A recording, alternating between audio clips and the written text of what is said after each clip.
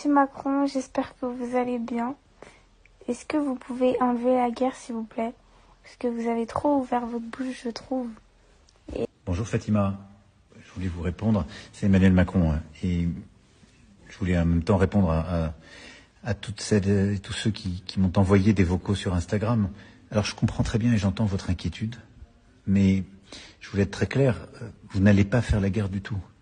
Et vous allez continuer de vivre, de peut-être passer votre brevet ou votre baccalauréat, d'apprendre, de sortir, de vivre librement, de construire votre avenir, et c'est tout ce que je vous souhaite dans notre beau pays. Qu'est-ce qui se passe? Les États-Unis et Israël ont lancé des opérations militaires en Iran, parce que l'Iran avait pris des décisions très dangereuses pour tout le monde. Elle développait des armes nucléaires, elle avait des armes qu'on appelle balistiques, elle déstabilisait la région, et elle avait massacré son peuple. Et en représailles des frappes que les États-Unis et Israël ont lancées, l'Iran frappe toute la région. Alors la France, elle ne fait pas partie de cette guerre. Nous, on n'est pas au combat et on ne va pas s'engager dans cette guerre. Mais qu'est-ce qu'on fait? D'abord, on protège les nôtres. On a plusieurs centaines de milliers de nos compatriotes qui sont là-bas. Tous ceux qui veulent revenir, on les aide à revenir en paix et en sécurité. Ensuite, on a des amis, des alliés qui sont frappés par l'Iran. Les Émirats arabes unis, le Qatar, Koweït, la Jordanie.